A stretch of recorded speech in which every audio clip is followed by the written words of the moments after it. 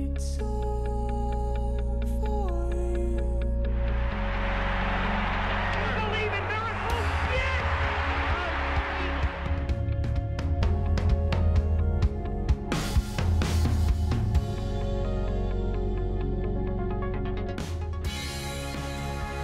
There comes a time to welcome the world and inspire a nation. That time is now.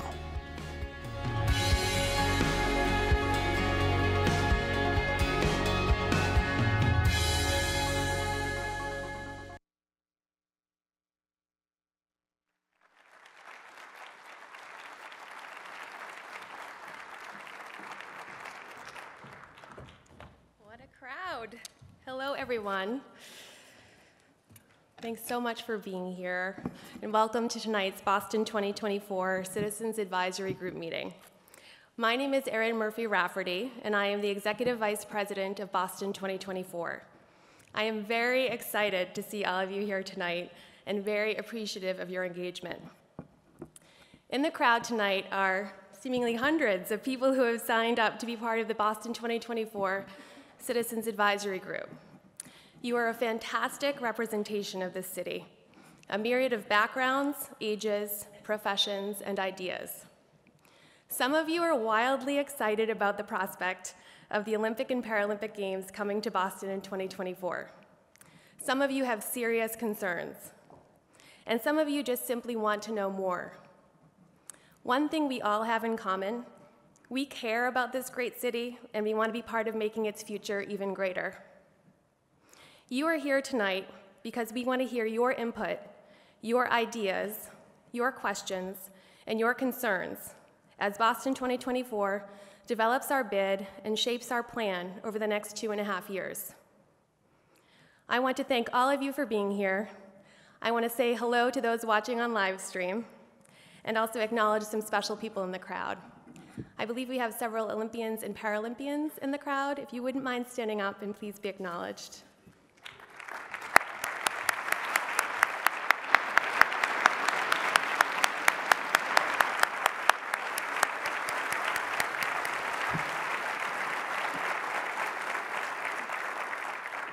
Thank you so much for being here. You inspire us all. I also would like to acknowledge some very special public officials in the room: Senator Eileen Donahue, U.S. Senator Mo Cowan, and Representative Dan Cullinane. Thanks for being here.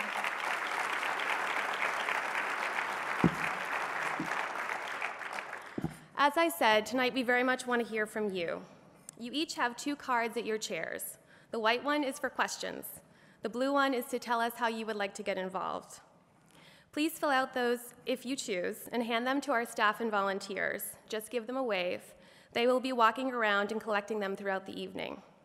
We will have lots of time for questions in tonight's program, and any question we are unable to answer because of time, we are ending at 8 p.m. tonight, we are going to post and answer on our website. Before we get to our Q&A, our team is here to show you what we showed the U.S. Olympic Committee on December 16th in our final presentation before the USOC selected Boston to represent the United States of America in bidding for the 2024 Olympic and Paralympic Games. Our presenters tonight include John Fish, chairman of Boston 2024, and one of the most civically engaged people I have ever met in my life. In addition to his day job, John has worked tirelessly to make a difference in the lives of urban youth through Boston's Scholar Athletes program, which has 4,000 Boston school kids excelling in academics and sports in order to achieve a college education and a brighter future. Sherry Blauette, a 3-time Paralympian, a 7-time medal winner, and a 2-time winner of the Boston Marathon. She also happens to be a physician at Spalding Rehab and Brigham and Women's Hospital. David Manfredi, founding principal of Elkus Manfredi Architects and renowned champion of the protection of urban spaces in Boston and throughout the world. Everything he designs is through the lens of sustainability and environmental preservation. Reverend Jeffrey Brown, president of Rebuilding Every Community Around Peace and co-founder of Boston's 10-Point Coalition.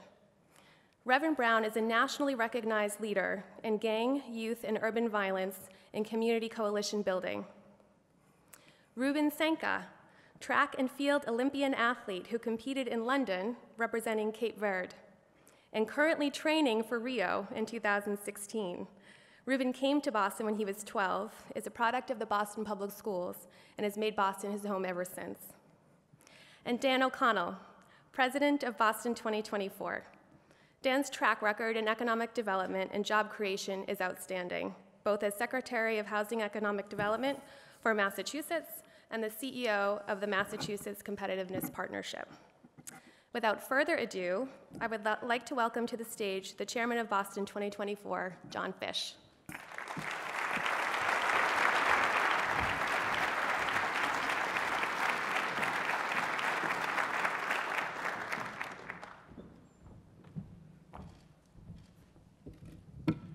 Thank you very much, Erin. I appreciate that introduction.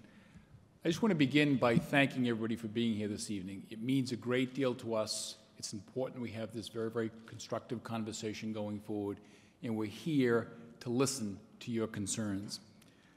I also want to thank you for taking out of your busy schedule to be with us, because again, as this group moves forward, we want to make sure over a period of time that we continue to socialize our message, and that any information that you need in order to evaluate what we're doing, we want to make sure you have it. So as we'll talk about a little more tonight, the meeting schedules on a going forward basis. Also, on behalf of 2024 Boston, I'm honored to be the chair of this esteemed group. I feel very, very fortunate. I feel that having the opportunity both to represent the city of Boston, the Commonwealth of Massachusetts, in the United States of America is truly a once-in-a-lifetime opportunity, and I take that extremely seriously. The big question is, why are we doing this? And why do we want to spend our time, our energy, and our resources to pursue the 2024 Games, Paralympic and Olympic Games for Boston? And when I asked myself that question when I got involved, what it came down to the future. It came down to the future of Boston, the future of the Commonwealth of Massachusetts. Where do we want to be in the next 20, 25, 30 years? By hosting these games in 2024, I often say, I don't think it will benefit many people in this room. But what it will benefit is your children and your grandchildren. This gives us really the first time that we can come together as a community and think about that distant future. And if we plant the seeds of prosperity today and in the short term and going forward, that vision will be able to be materialized. There's no doubt about it in my mind. The Olympics are a catalyst to having that conversation. And that's what we're doing this evening. We're continuing on with that conversation that we started about 14 months ago at our public meetings with Senator Donahue at the State House. And now we're getting into more details and transparency about what we want to explain in our thinking behind these plans themselves. We want to talk about not just the games. We want to talk about transportation, infrastructure. Transportation not just in the city of Boston, a transportation strategy for the entire Commonwealth of Massachusetts, a housing strategy not just for the city of Boston or for Somerville or place, for the entire Commonwealth of Massachusetts. We want to talk about an economic strategy of where we truly want to be in the year 2030, when we celebrate our 400 years of democracy here in Boston. At the end of the day, what's the first and foremost things on our mind as we undertake this planning effort? What's the residual value that is created through these games themselves? And I'll back up a little bit and I'll talk about the residual value from the bid process itself. What are we going to learn as a community from this bid process? What are we going to learn when we finish doing all these studies in engineering about our city? Even if we don't win, there's no doubt in my mind we will be a better community as a result of having these conversations. And when you think about it, about other countries in the world that have hosted these games, which people sometimes don't really have the background from an understanding point of view with the Olympic movement. London, when they hosted the London Games. London today recently surpassed Paris as the #1 destination visitor place in the country, in the world right now. It passed Paris. The GDP this past year in London was over 3.2%, the strongest of all the European countries. And most visibly, what you see in London, if you visited there, the entire east part of London has been transformed. So there's no doubt the analytics support that these games are a catalyst for economic growth, job creation, and future prosperity. I'll finish up this part of my comment by saying this. When we think about the Olympic Games in the United States, holding them in a democratic environment like the United States of America, the past 4 Olympic Games, 1980, the Miracle on Ice, was a positive financial experience. 84 in Los Angeles was a positive financial experience, and they launched LA 84, a partnership with the Olympic movement and the public school system in Los Angeles. And they have an endowment today, I think, approximately over $200 million. 1996, Atlanta, cash positive, improved the transportation systems, okay?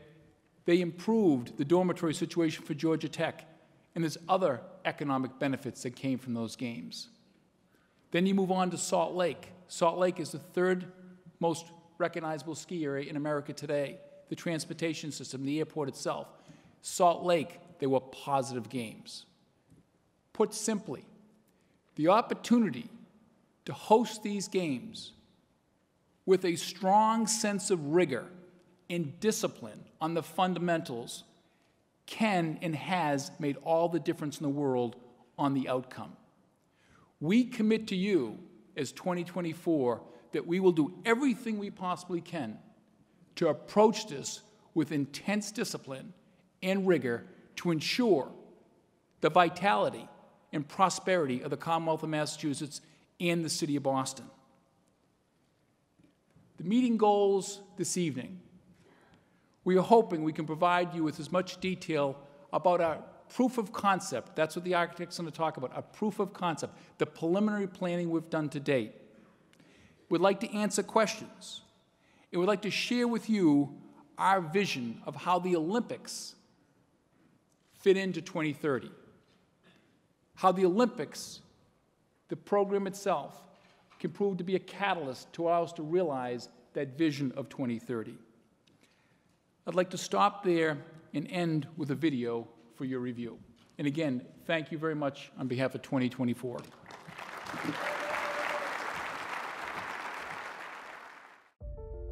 What gives a place its heartbeat, its life, its identity? Is it the buildings, our infrastructure at work? Sure, but look closer at what's behind all of it. The people. The forward-thinking, proud, indomitable spirit of the people. This is the heartbeat of Boston. Together, we show a proud legacy of forward progress, from our days as colonial settlers to our next chance to define the course of our history. You can see it worn into the footsteps of the Freedom Trail, in the pursuit of knowledge within the 100 universities and colleges in the greater Boston area.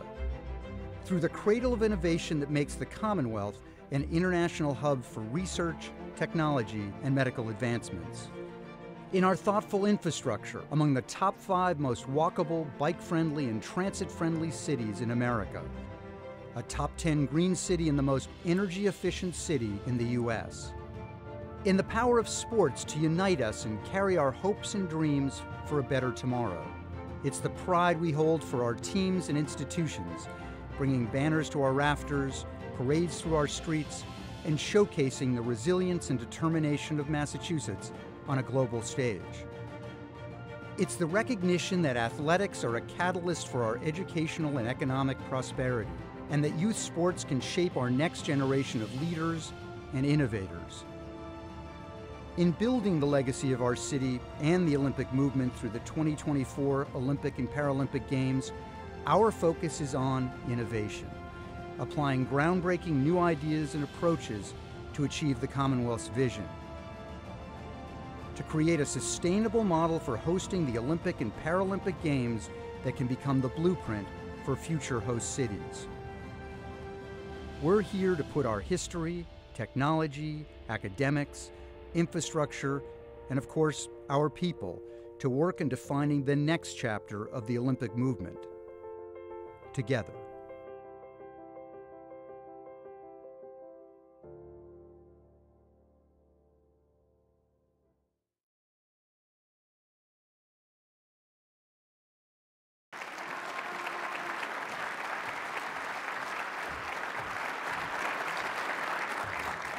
Thank you very much to Hill Holiday for producing that video. It's very inspiring and very proud to be a Bostonian. Before I introduce our next speakers, I wanted to acknowledge two additional elected officials who've joined us tonight, Representative Nick Collins and Representative Carol Fiola. Thanks for joining us.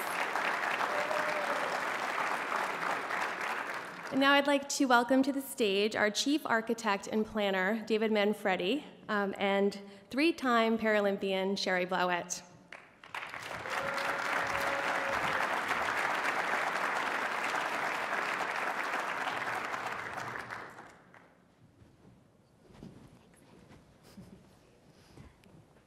Thank you. All right. Thank you again, everyone, for being here tonight. I know that it's a cold January evening in Boston, and it means so much that all of you have offered your time to be here with us to provide input to this process. For this next part of our presentation, our lead architect, David Manfredi, and I are going to perform a bit of a duet of sorts and tell a story. David's going to tell the story of how the Boston 2024 Olympic and Paralympic Games can come together as the most sustainable and innovative games in history. In parallel with that, I'm going to talk about the journey, a journey of how a young athlete's life can truly be transformed by the power of sport. Going back, my own life began quite commonly. I'm actually from a fairly rural area. And up till 8th grade, I had never actually been involved in sports, and I certainly didn't consider myself an athlete. At that time, our high school track coach saw a wheelchair racing exhibition event at the high school state track meet. And he found me in the hallway the next day, and he tapped me on the shoulder, and he said, "Sherry, there's this thing called wheelchair racing. Do you want to give it a try?" And I thought he was crazy. I had never heard of it. I had never played sports before. I didn't want to stand out amongst my peers. But with enough coaxing, I went out for the team. Initially, the hook that kept me involved was friendship and camaraderie, simply having fun with my teammates. But soon thereafter, certainly a competitive spirit was lit. Now looking back, I understand how sport truly transformed my life, certainly bringing me to new areas of personal empowerment, but also opening my eyes to a worldview and getting to know athletes from every corner of the world and learning more about their experience, what brought them to this world stage, and the barriers that they faced in that process, which are often quite significant. In so many ways, I understand that Boston provided a platform for much of this growth. In 2004, the Boston Marathon was one of my first major international wins. The marathon had opened its doors to athletes with disabilities back in the 1970s, before it was expected or common to do so. And this, of course, laid the groundwork for me to have success several decades later. Then educational opportunities brought me back to Boston, as for many people, understanding that no other city could empower me to new levels of professional accomplishment. Now we make Boston our home by choice, my husband and I, who's also a Paralympian, because we understand that this is the place, the setting in which we can achieve so many of our goals. And this is the journey. This is the journey that everyone deserves to have, every young athlete, every young person from grassroots to elite, if we ultimately reach that level. And that is the story that we want to bring to Boston through the Olympics and Paralympics. Although I'm sure you've all figured it out, that was Sherry Blowett on the screen winning the 2005 Boston Marathon.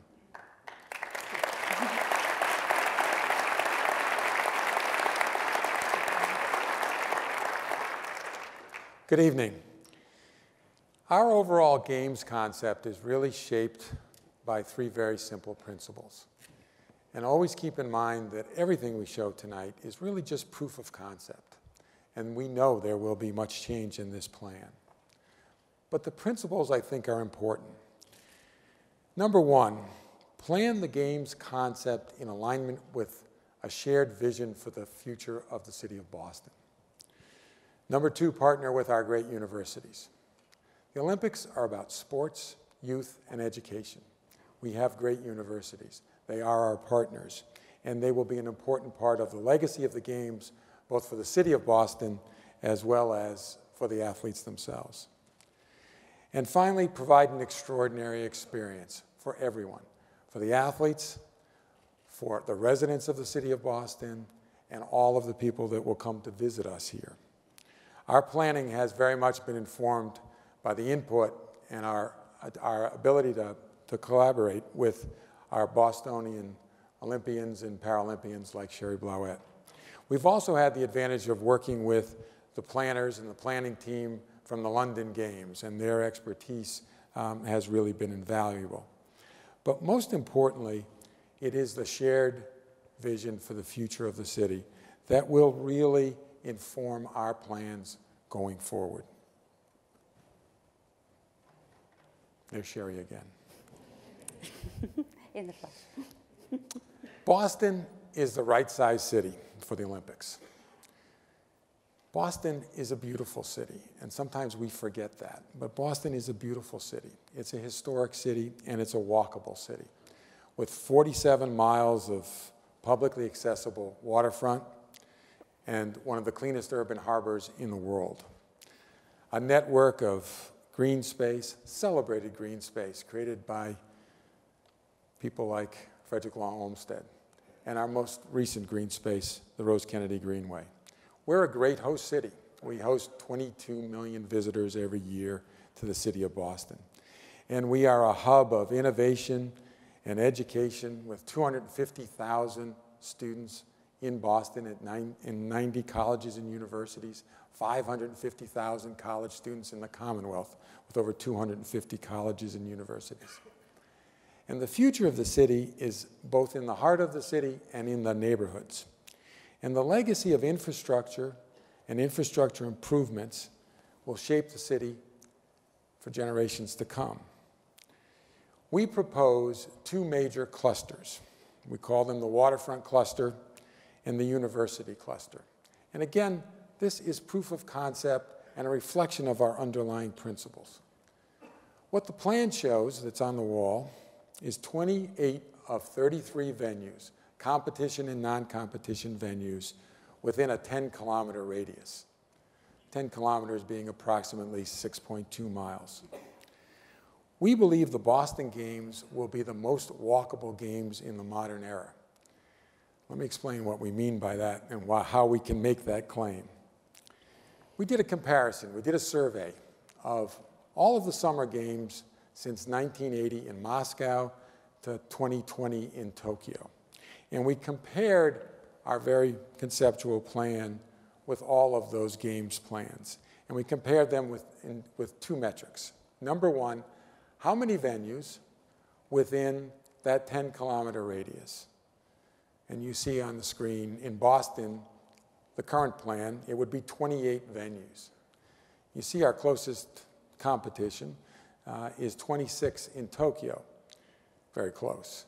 But look around the map and look at the 10s and the 9s and the 2s and those very low single-digit numbers. Our plan is a plan that really is based on the notion of the city of Boston as Olympic Park. Our second metric is the distance between venues, and you see 5.3 kilometers as the average distance between venues. And the closest comparison is in Seoul, Korea in 1988, and I think it's 16.6 kilometers.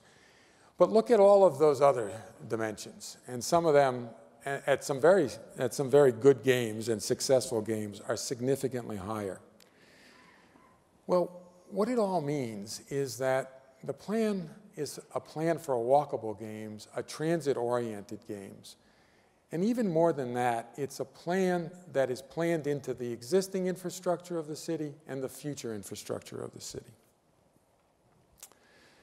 The waterfront cluster is made up of several very key components for the games.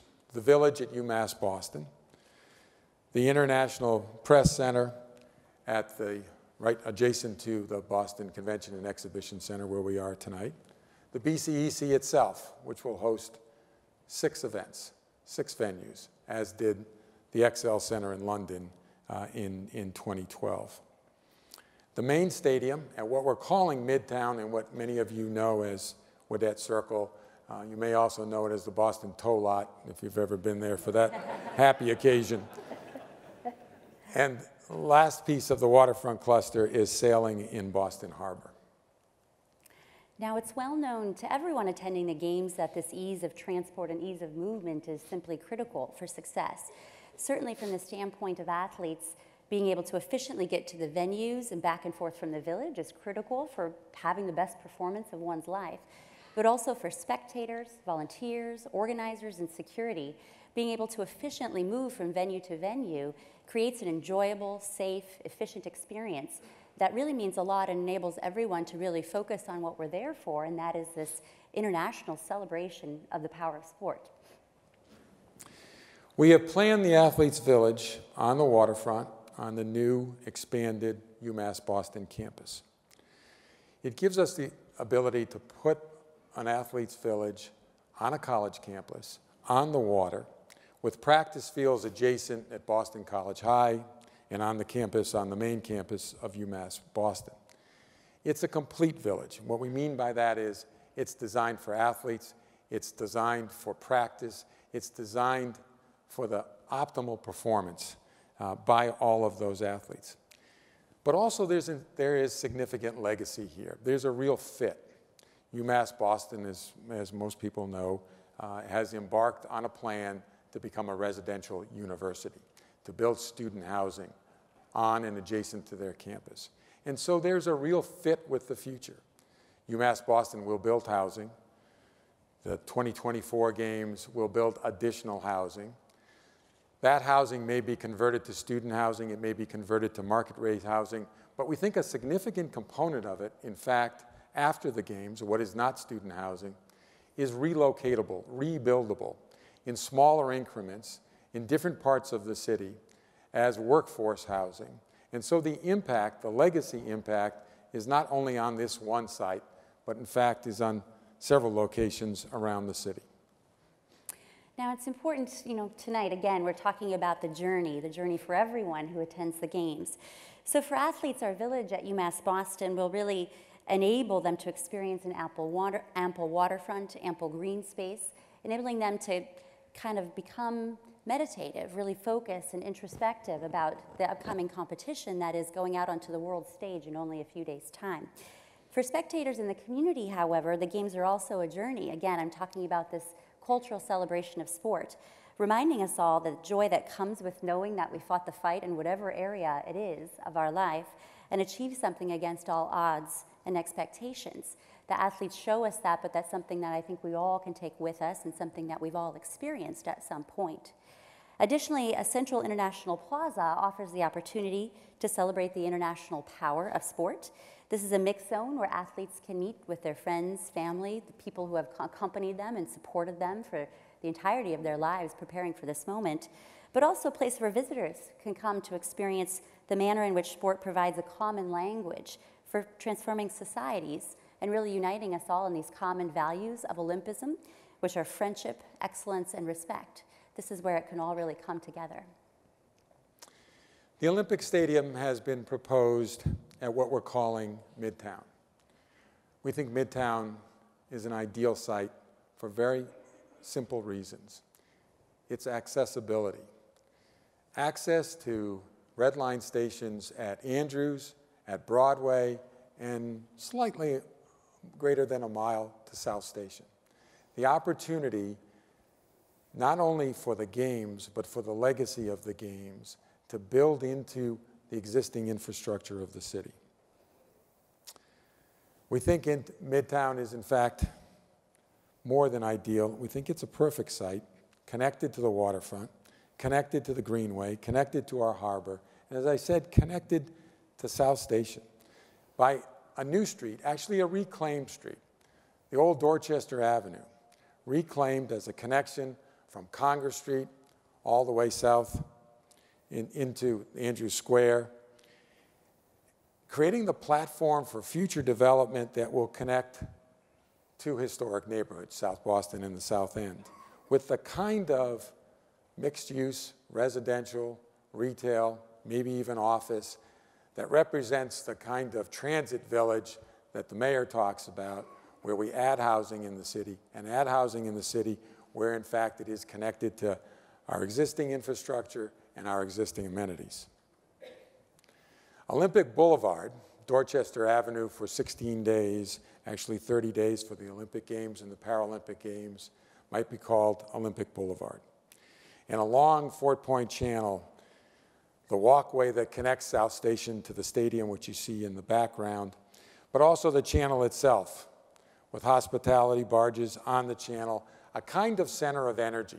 Again, the notion of the city of Boston as Olympic Park, spilling out of events, enjoying the amenities of our city, the waterfront of our city, those great green spaces. Olympic Boulevard, for those 30 days, is a pedestrian way.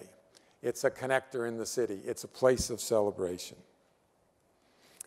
Now, the proposed Olympic Stadium will certainly offer the platform for opening and closing ceremonies, and I can only imagine what an honor it would be for the world to be watching Boston as we host this exciting event.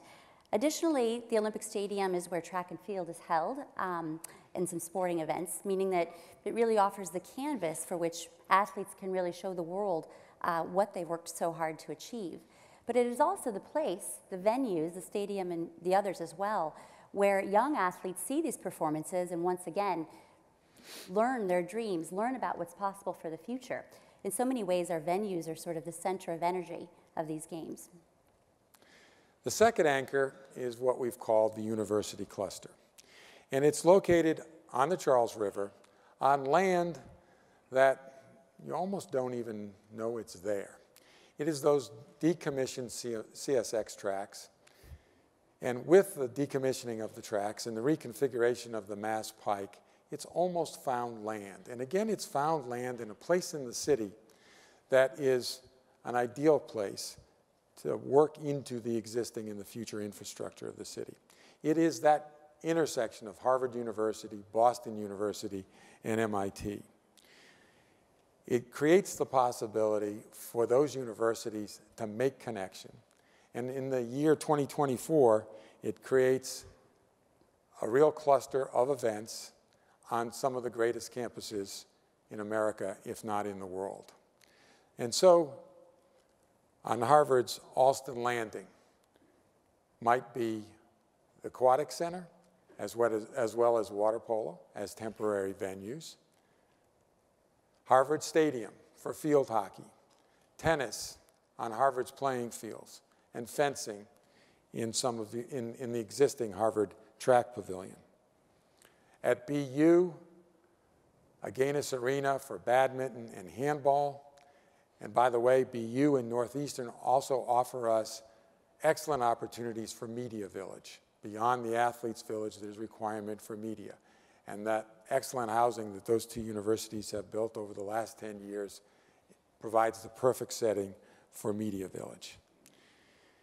And we had one more idea, and that was archery at Killian Court at MIT on the front lawn of MIT, one of our most iconic buildings in the city of Boston. The University Cluster and the Boston Games can be the catalyst for a future generation of connection between these universities, for the kind of spaces for science and innovation, but also residential living spaces that infills a found hole in the fabric of the city. On Boston Common, and I think we consider Boston Common in many ways our most important public space because it is a symbol of who we are as a city. We work together to create common ground, hence the name. And on the Common, we've proposed beach volleyball in a temporary structure. You can see Charles Street just off there to the left. Charles Street might be the start of the marathon as well as the cycling marathon. All temporary, the legacy of which is reinvestment in our most cherished open space, in our Common, with new playing fields, with enhanced landscape as a greater benefit to the city of Boston. Now, again, back to our journey, it's certainly the case that the Olympic and Paralympic Games are what we're calling a celebration of sport. And that being the case, it really gives us the opportunity to represent our country in camaraderie and solidarity as we welcome visitors from around the world and also learn more about our own city through the process. Whether from the US or abroad, we truly feel that visitors will love to see Boston and embrace our city. Beautiful green space like the Esplanade, where people can find a respite in our urban environment, step aside for maybe half a day and have a picnic or throw a Frisbee, really find that quiet time, take a nap, and enjoy being in this urban environment, but also with its ample green space and riverside walks. Boston Harbor, one of the cleanest public harbors in the country, with associated seaside walks, small eyries, bountiful fresh seafood, which I know we all enjoy, and of course the opportunity to get out on the ocean and really experience the Grand Atlantic, which is right here in Boston. We have fantastic historic landmarks that commemorate the roots of our nation, like Old North Church and the site of Paul Revere's Ride. These are, of course, known to locals, Americans, and international visitors alike, and certainly sites not to be missed on a visit to Boston. We have extraordinary, absolutely world-class museums and public libraries, which enable visitors and locals to slip inside for the day, really engage the other side of their brain, think about creativity, what it means to live in this city, but also bring the arts to Boston to be enjoyed by all. And of course, last but not least, our historic Fenway Park would be the venue for baseball, which is due to come back on the Olympic agenda. Of course, players through time attempting to hit one over the Green Monster, one of our most iconic landmarks here in the city. Now, the Red Sox have done a fantastic job in maintaining the historic nature of the park, which is why we all love it so much. And a visit to this venue, our Fenway, will really be a truly special experience for sports fans from all corners of the world, and also give us the opportunity to really show it off in many ways. In Boston, we're so proud of our city, and we would relish the opportunity to welcome the world's visitors, show the best hospitality that America has to offer through the Boston 2024 Olympic and Paralympic Games. We have not described golf at the country club, the possibility of equestrian events, as well as the modern pentathlon at Franklin Park. Sherry just described baseball at Fenway Park. There are other venues outside of the city of Boston. You've all read about Velodrome and BMX at Assembly Square in Somerville, rowing on the Merrimack River up in Lowell. What you've been seeing in these short clips of videos are the product of a smart model. It's a model that was undertaken by Boston 2024 with a group of consultants, in which we now have modeled the entire city of Boston, everything above grade, to an accuracy of about 6 inches. It's a remarkable tool, and it will be a remarkable tool for planning of the games and for the operations of the games. But again, more importantly, it's a great tool, it's a great legacy tool for the city, for the planning departments in the city, for the MWRA, for the MBTA, for all of those agencies that plan the infrastructure in the city, as well as the universities, as well as the folks who build the fabric of the city. It will be a model that will be smart, meaning that it will allow us real-time knowledge of what's happening in terms of transit, in terms of activity at different points of the city, how to make the city a more livable urban environment. We've planned the games into our infrastructure, as I said, much of it existing, some of it planned and financed. There are $5.2 billion of public transportation projects currently underway in and around Boston. And additionally, the Commonwealth has authorized a bond bill called the 21st Century Transportation Plan, which authorizes additional and important infrastructure improvements important to the city and, by the way, of great benefit to the games.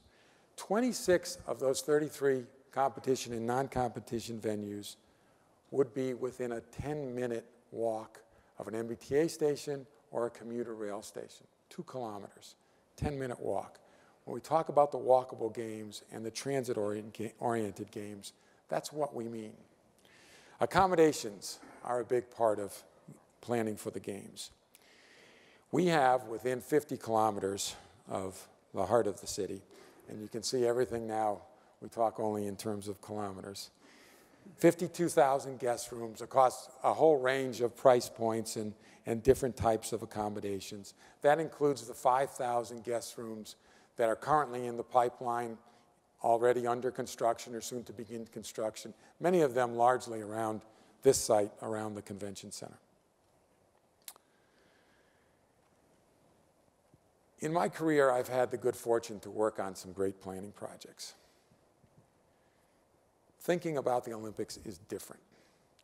Thinking about the Olympics is about envisioning the city of Boston in the year 2030, working with the city, working with the neighborhoods to think about the city we want in 2030. And then looking backwards and thinking about how a games concept can fit into that vision. We're committed to the very specific objectives of the IOC's recently released Olympic Agenda 2020. The most sustainable games ever held, measurable sustainability, environmental, economic, and social sustainability. These can be the games dedicated to the future of Boston. In Boston, I am just one of many athletes, many of whom are here tonight, and many others in our community, who truly understand this transformative power of sport and so badly want to give back and inspire the next generation to think about working hard, dreaming big, and truly reaching for the stars.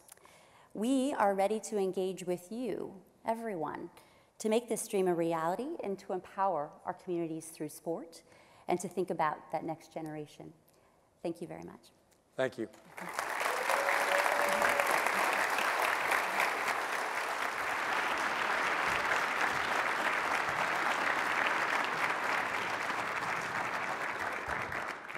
Thank you very much, Sherry and David. I feel very lucky to play on your team. Before we get to our next speaker, I would just like to remind folks that there are staff members collecting question cards. If our team could walk up and down the aisles at this point to collect any errant cards, that would be great. We're going to get to questions very soon. And I would like to introduce our next speaker, a very well-respected leader in our community, Reverend Jeffrey Brown.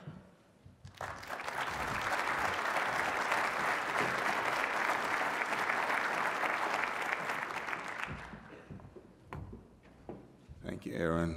Good evening, everyone. Okay, I'll try that again. Good evening, everyone.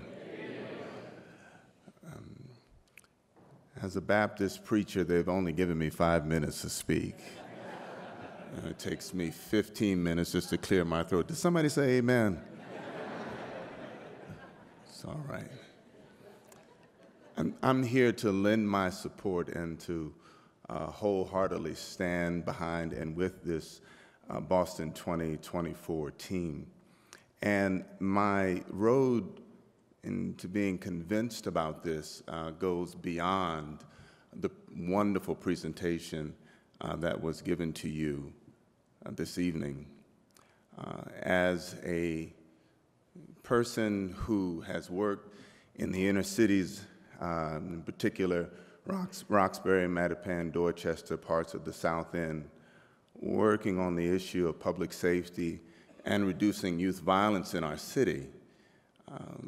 There was a summer in which reducing the number of shootings in our community was particularly daunting. And one of our street workers had an idea. And there was a young man by the name of David Lewis who had a vision of a basketball league that he would have at Malcolm X Park. And if you know Malcolm X Park in Roxbury, it is in an area where surrounding it are several housing projects and neighborhoods and several groups of youth at high risk. And they were in conflict with one another. In investing in the basketball league, we brought together gang groups from across the city in 13 teams. And during the time that they were playing ball together, there wasn't an incident of violence at all. And it made me a believer in the power of sport to transform. You could see it also in Robert Lewis's base organization, where he's using baseball to ignite the hopes and dreams of young people and cause them to think about their future in ways that they had not thought about them before. Sport is a language that gets people of conflict to a common table of peace. Sport is a cauldron of relationship building that melts barriers and unites people in their humanity. I see this opportunity as an enormous moment in our city and in our state. It's an opportunity to bring people together. It's an enormous economic opportunity. It is an enormous social opportunity. And I would like to be a part of sharing in the shaping of our great city for future generations. And what's wonderful about this opportunity is that every single one of us can also share in that opportunity. Whether you live in West Roxbury or Hyde Park or South Boston or Roxbury, Mattapan and Dorchester. You know, I shouldn't have started doing that because I have to name all the neighborhoods now, but Lord forgive me. But it's an opportunity to bring everybody together. And we've been talking about Boston 2030, the 400th anniversary of this city. And for people like myself, coming from families of color, we've had a mixed history in those 400 years. But this opportunity of the Games gives us an opportunity to come together and lead the nation in how people of different ethnicities, of different socioeconomic strata, of different genders, can come together and learn how to live with one another. The challenge of the 21st century is how are we able, in all of its diversity, to get along. I think Boston 2024 will be our moment to show the nation and the world how it's done. God bless you.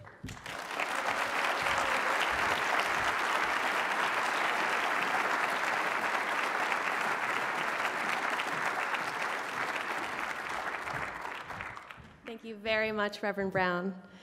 Questions, keep them coming. We've got staff walking around. And now I'd like to introduce Olympian athlete Ruben Senka.